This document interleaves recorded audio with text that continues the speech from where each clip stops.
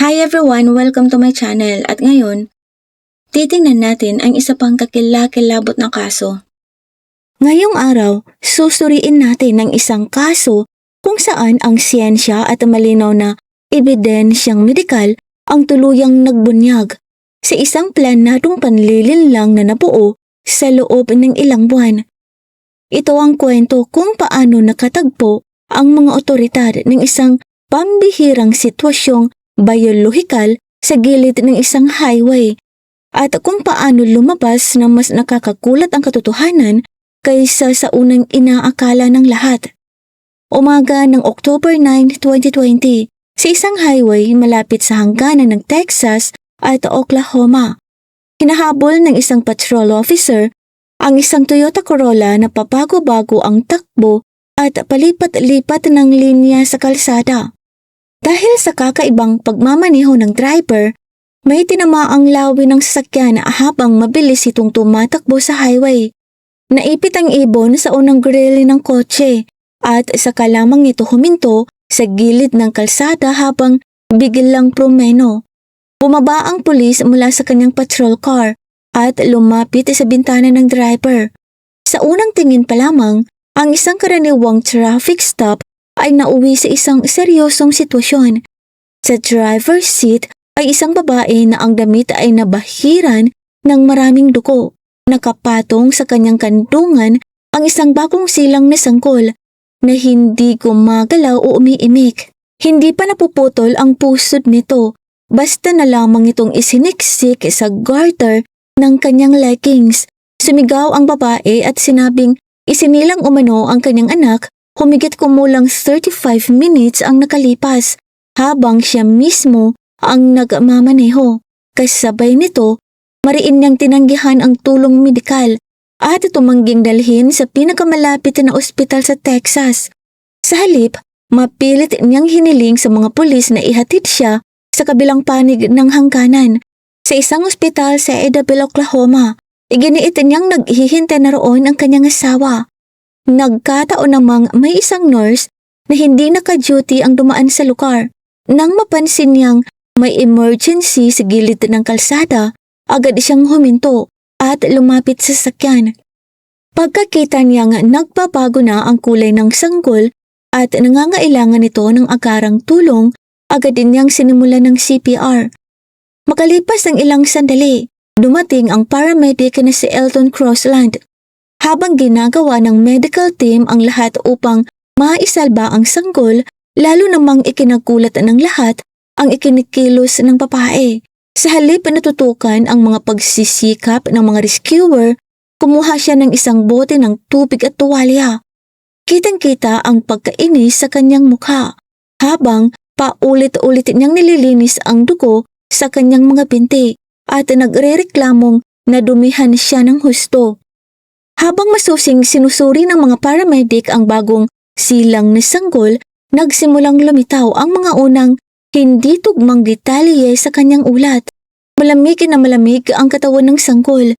Wala rin ang karaniwang maputing protective coating na madalas makita sa mga bagong silang sa loob ng unang ilang oras matapos ipanganak. Mas kapansin-pansin pa rito ang mga bakas ng dugo at iba pang likido sa katawan ng sanggol ay tuluyan ng natuyo. Para sa bihasang profesional sa larangan ng medisina, malinaw agad ang naging konklusyon. Hindi isinilang ang sanggol, 35 minutes lamang ang nakalipas at lalong hindi ipinanganak sa driver's seat ng sasakyang iyon. Sinabi rin ng babae sa mga responder na ang kanyang due date ay September 30. Ngunit ang petsa ng araw na yon ay October 9. Kung susundin ang normal na takbo ng pagbubuntis, inaasahan sanang ganapan na ang paglaki ng sanggol o lampas pa sa takdang petsa ang kapanganakan. Sa halip, isang sanggol na ipinanganak ng mas maaga ang inaasahan ang nasa kamay ng medical team. Habang nasa loob ng ambulansya, maingat na inalis ng mga doktor ang leggings ng pasyente na nabahiran ng dugo upang maipagpatuloy ang kanilang masusing pagsusuri. Habang isinasagawa ng mga medical staff ang pagsusuri, Kusang lumabas ang inunan at bumagsak sa sahig. Ngunit kahit ganoon, matigas pa ring pinanindigan ng babae ang kanyang kwento. Iginiit niyang bigla siyang nanganak habang nagmamaneho. Kasabay ng pagpapalit sa kanya ng mga medical staff ng malinis na hospital gown. May isang detalyeng agad na napansin ng lahat.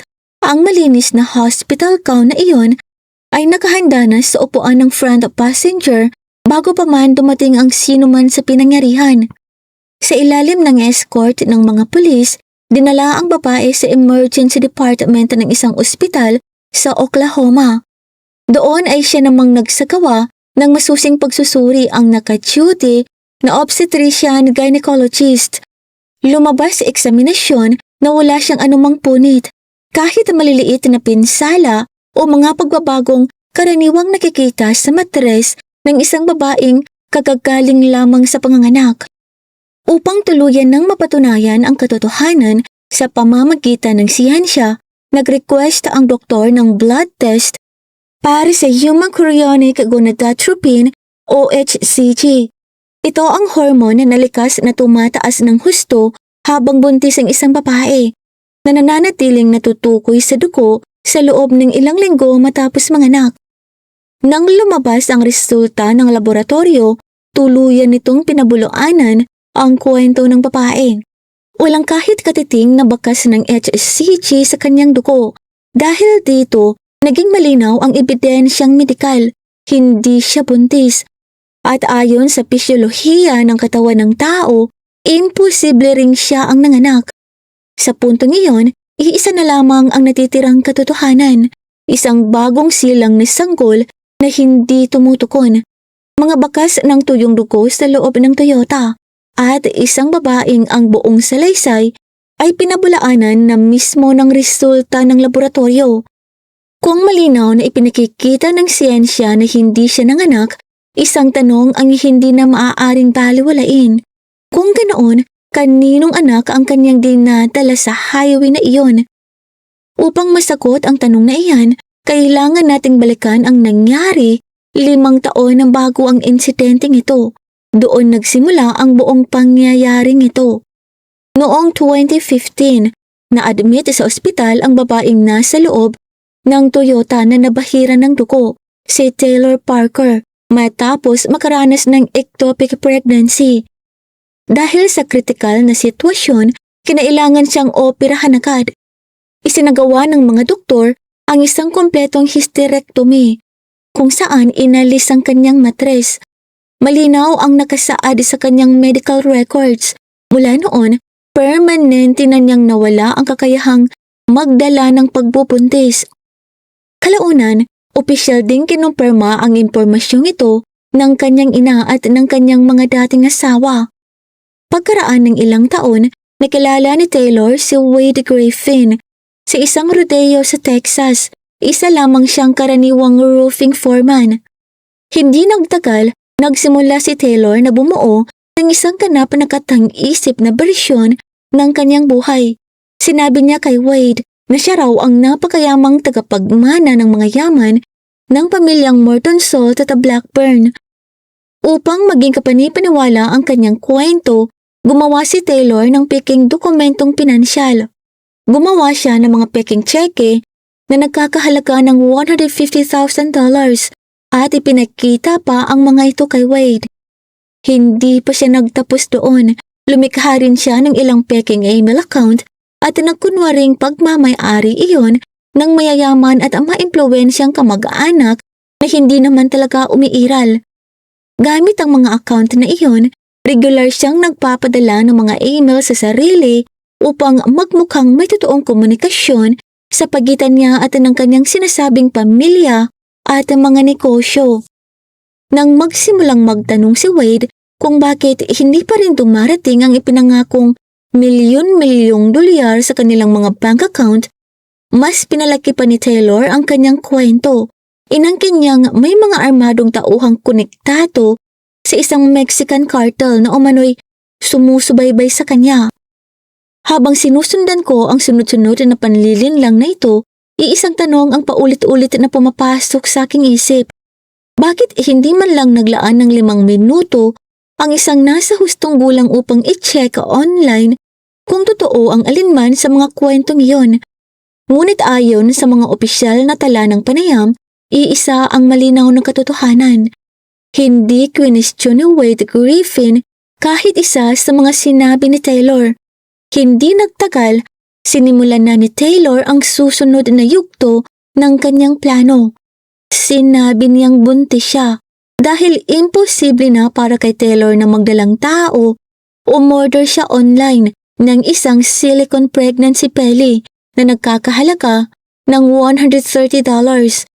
Kasama sa package ang iba't ibang prosthetic insert na idinisenyo upang gayahin ang bawat yugto ng pagbubuntis. Dahil dito, unti-unting lumalaki ang itsura ng kanyang tiyan habang lumilipas ang mga buwan. Kasabay nito, bumili rin siya ng mga peking ultrasound images at a positive pregnancy test. Ipinaprint niya ang mga ito upang ipakita kay Wade. Upang maging kapani-paniwala ang kanyang kwento sa lahat ng nakapaligid sa kanya, nagpabook pa siya ng isang professional na maternity photoshoot sa gitna ng matinding init noong August. Naghanda rin siya ng isang malaking gender reveal party sa loob ng kanilang tahanan. Unti-unti ring nakontrol ni Taylor ang bawat sitwasyon. Mahigpit niyang ipinagbawal kay Wade ang pag-ahawak sa kanyang tiyan. Ang paliwanag niya, natatakot daw siyang baka makasama sa dinadala niyang sanggol ang kahit kaunting pressure o magdulot ito ng komplikasyon sa pagbubuntis. Lubos na naniwala si Wade sa paliwanag na iyon at hindi kailanman humawak sa kanyang tiyan sa buong panahong inakala niyang buntis si Taylor. Pagsapit ng tagsibol ng 2020, nagpatupad ang mga ospital sa iba't ibang bahagi ng Estados Unidos ng mahigpit na health restriction. Mabilis na napagtanto ni Taylor na maaari niyang gamitin ang mga patakarang iyon sa kanyang kapakinabangan. Sa tuwing mayroon siyang sinasabing prenatal appointment, ihahatid siya ni Wade sa Women's Health Clinic. Ngunit maghihintay lamang ito sa parking lot. Pinagbabawal noon ang pagsama ng mga bisita sa loob ng examination room. Hindi kailanman nakausap ni Wade ang sinumang doktor at ni minsan ay hindi niya nakita ang anumang ultrasound. Lahat ng impormasyon tungkol sa pagbubuntis ay nagmumula lamang kay Taylor. Umabot sa hindi kapani-paniwalang 10 buwan ang peking pagbubuntis. Habang tumatagal, napapansin na ng mga kamag-anak ni Wade na hindi natugma ang buong timeline. Kalaunan nalaman ng kanyang ina mula sa ilang magkakakilala na sumailalim noon si Taylor sa hysterectomy. Direkta niyang sinabi sa kanyang anak na imposible nang mabuntis si Taylor. Ngunit agad itong pinabulaanan ni Taylor. Inakusahan pa niya ang pamilya ni Wade na gumagawa lamang ng mga kasinungalingan tungkol sa kanya. Unti-unti niyang naimpluwensyahan si Wade hanggang sa tuluyan nitong talikuran ang sarili niyang pamilya. Sa huli, naputol ang komunikasyon ni Wade sa kanyang mga kamag-anak at tuluyan siyang nahiwalay sa kanila. Dahil dito, si Taylor na lamang ang nagkukontrol sa lahat ng impormasyong kanyang naririnig. Sa puntong ito, mabilis nang nauubos ang oras. Hindi maaaring ipagpatuloy ang isang peking pagbubuntis habang buhay. Lumipas na ang itinakda niyang due date at tuluyan na ring nawala sa eksena ang pamilya ni Wade. Ngayon, iisa na lamang ang bagay na higit niyang kailangan, isang buhay na bagong silang ni sanggol upang magmukhang totoo ang lahat ng kanyang kasinungalingan. Ngunit upang magawa iyon, kailangan muna niyang makahanap ng isang tunay na buntis. Doon napunta ang kanyang atensyon sa 21 years old na si Regan Hancock. Nakatira si Regan sa maliit na bayan ng New Boston, Texas. Kasama ang kanyang anak na si Kenley, tahimik niyang binubuo ang kanilang buhay. Tibo rin siya sa kanilang lokal na cowboy church at naghahanda ng pakasalan ang kanyang fiancé na si Homer. Unti-unting pumasok si Taylor sa personal na buhay ni Regan. Nag-alok siya na maging wedding photographer ng kanilang kasal Perpekto ang papel na yon upang makuha ang tiwala ng isang tao. Bilang photographer, may natural siyang dahilan upang makasama ang pamilya sa bawat mahalagang yugto ng selebrasyon at makuha sa larawan ang pinakamahalagang sandali. Hindi nagtagal matapos ang kasal, ibinalita ni Regan na inaasahan nila ang pagdating ng isang lalaki. Ayon sa mga doktor, nakatakdang isilang ang sanggol sa buwan ng November. Sa mismong sandaling malaman ni Taylor, maingat niyang inayos ang timeline ng kanyang peking pagbubuntis upang tumugma sa tunay na pagbubuntis ni Regan. Mula noon, naging madalas ang kanilang pag-uusap. Nagpapalitan sila ng mga mensahe, pinag-uusapan ang pagbili ng mga diaper at infant formula, at sabay na naghahanda para sa pagdating ng kanilang mga sanggol. Paulit-ulit na ipinapakita ni Taylor kay Regan ang kanyang silicone pregnancy belly na tila unti-unting lumalaki. Ipinakikita rin niya ang mga peking ultrasound printout upang lalo pang magmukhang totoo ang lahat.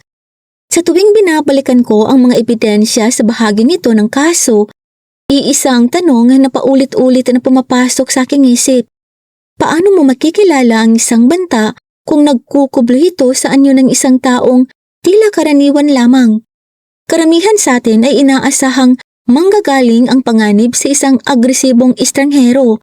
Ngunit sa kasong ito, ang taong iyon ay nakaupo mismo sa sala ng magiging biktima. Tahimik na humihigop ng kape mula sa paper cup. Walang lantad na galit, walang kahina-hinalang kilos. Sa halip, isa itong maingat na plano upang makakuha ng impormasyon habang ipinapakita ang sarili bilang isang mapagmalasakit na kaibigan. Pagsapit ng October 8, umabot ang nasa sukdulan ng pressure. Nagpasya si Taylor na maghanap ng maaaring maging target. Pumunta siya sa isang women's health clinic sa kanilang lugar. Umupo sa isang bangko sa labas ng pasukan at nanatili roon ng eksaktong 2 oras. Nang maglaon, nakakita ang mga investigador ng listahan ng mga plate number sa kanyang cellphone. Lumabas na isa-isang itinatala ni Taylor ang mga sasakyang ginagamit ng mga babaeng bumibisita sa klinika. Ngunit nabigo ang planong yun dahil sa isang simpleng dahilan. Halos lahat ng buntis na lumalabas sa klinika ay may kasamang asawa, partner o kapamilya. Halos imposibleng isagawa ang kanyang plano sa maliwanag na araw habang napapalibutan ng mga saksi. Dahil dito, si Regan na lamang ang natitirang praktikal na target. Kinahaponan rin ng October 8, mahinahong bumisita si Parker sa bahay ni Regan Hancock.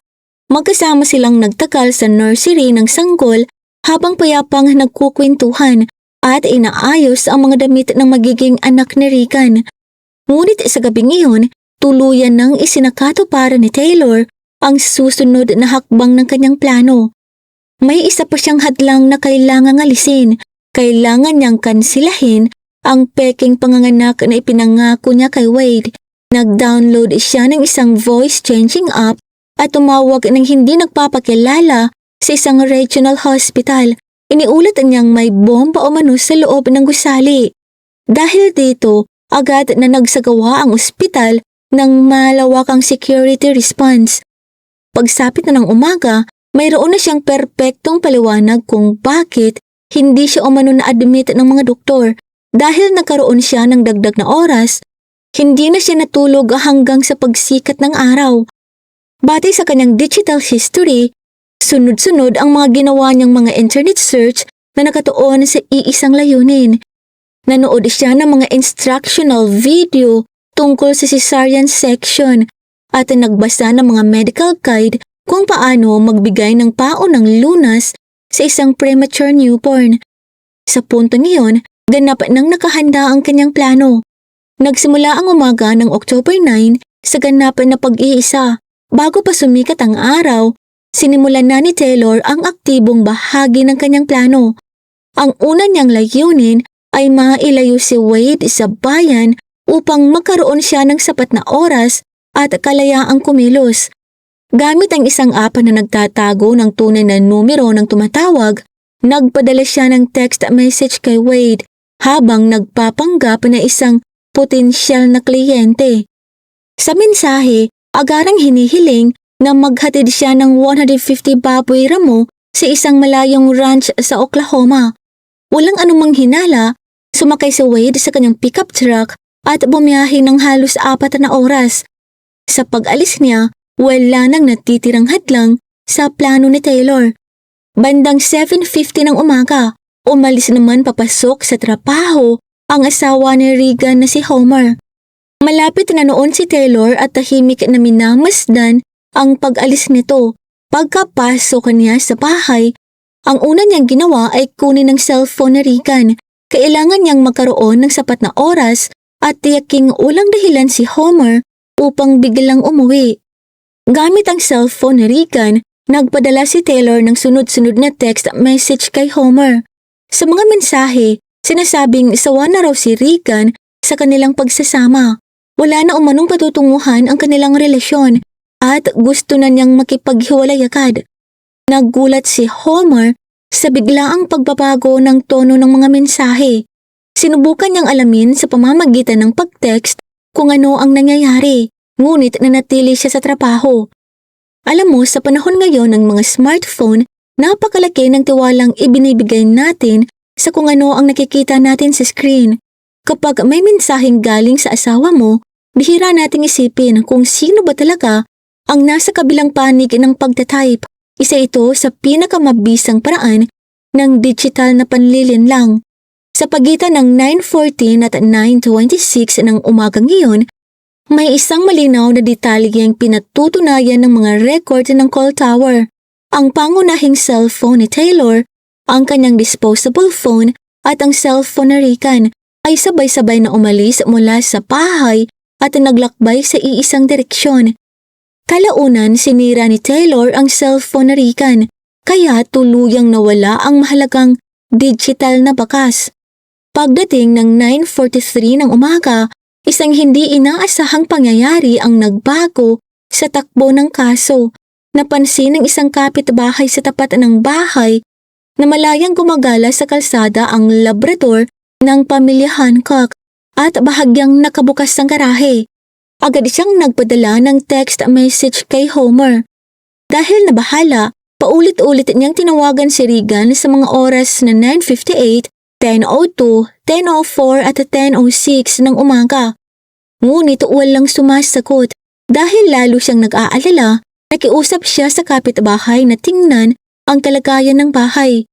Bandang 10:50 ng umaga, pumasok sa loob ng bahay ang ina ni Regan na si Jessica. Tumambad sa kanya ang sala na may mga bakas ng dugo.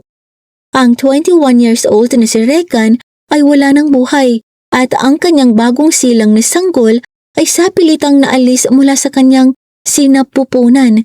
Isa na lamang sa mga miyembro ng pamilya ang nasa loob ng bahay, ang 3 taong gulang na si Kenley, ang nakatatandang anak ni Regan. Matindi ang kanyang pagkabigla, ngunit wala siyang natamong pisikal na pinsala. Agad na tumawag si Jessica sa mga serbisyong pang-emergency.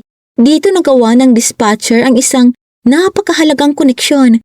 Nang marinig niya ang ulat tungkol sa bagong silang ni sanggol, na iuugnay niya ito sa isa pang insidenteng naiulat halos 1 oras ang nakalipas. Isang babaeng puno ng dugo na nahinto sa highway habang may kasamang bagong silang ni sanggol sa kanyang sasakyan. Biglang nagdugtong-dugtong ang mga piraso ng impormasyon. Para sa mga investigador, ito ang naging malaking tagumpay sa kaso.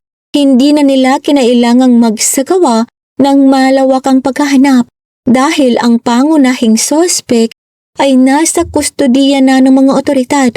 Agad na nakatuon ang investigasyon sa pinangyarihan ng insidente sa New Boston. Pagdating ng mga unang pulis sa bahay ng pamilya Hancock, isang napakabigat na eksena ang kanilang nadatnan. Kinailangan pa ng detective na pigilan ang ilan sa kanilang mga kasamahan na kumilos ng padalos-dalos. Nagbigay si Homer ng pahintulot upang halughugin ang bahay. Ngunit gumawa ng matatag na desisyon ang pangunahing imbestigador. Hindi gagalawin ang pinangyarihan hanggat wala pang opisyal na search warrant. Kahit isang maliit na pagkakamali sa proseso ng imbestigasyon ay maaaring makaapekto sa buong kaso kapag umabot ito sa korte. Dahil dito, nasayang ang ilang mahahalagang oras.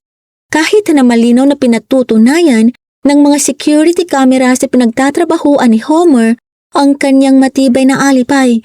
Isinara at isinailalim sa mahigpit na pagbabantay ang bahay. Mula noon, ang kaso ay ipinasa na sa forensic team.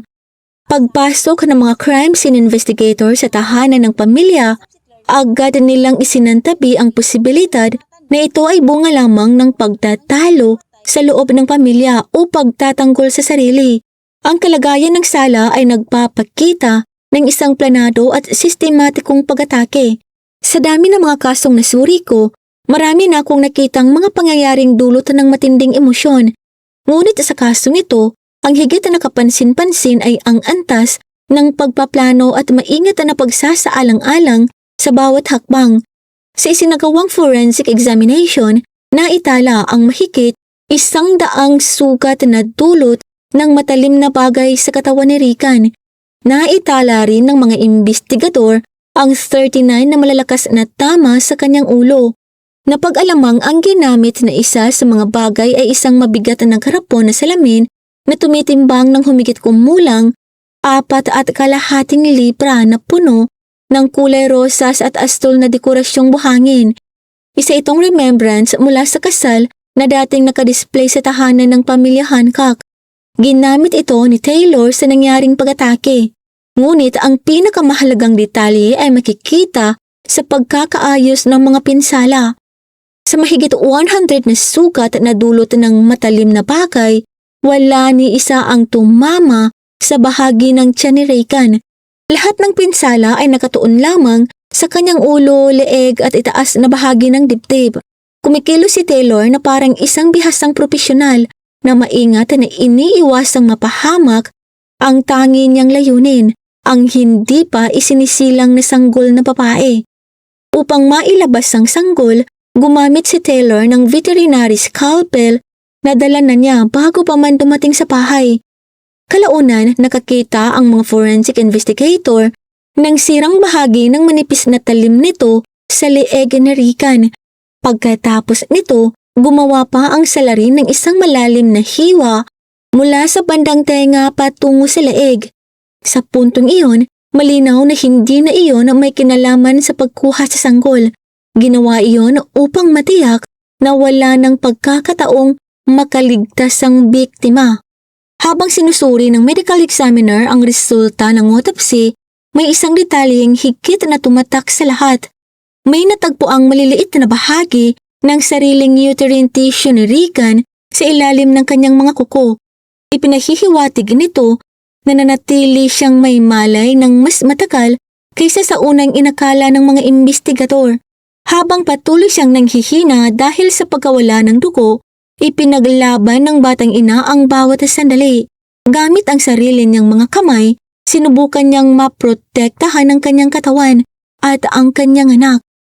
Ang pinakamasakit sa lahat sa buong pangyayari ay nagtatago lamang sa ilalim ng isang kumot sa katabing silid ang 3 taong gulang na si Kenley.